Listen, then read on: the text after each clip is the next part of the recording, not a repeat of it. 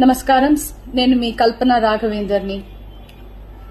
News లో, మీడియాలో నా గురించి, నా భర్త గురించి ఒక తప్పైన ఒక విషయం సర్క్యులేట్ అవుతుంది. దాని మీద ఒక క్లారిటీ ఇవ్వడానికి ఈ వీడియో నేను చేస్తున్నానండి.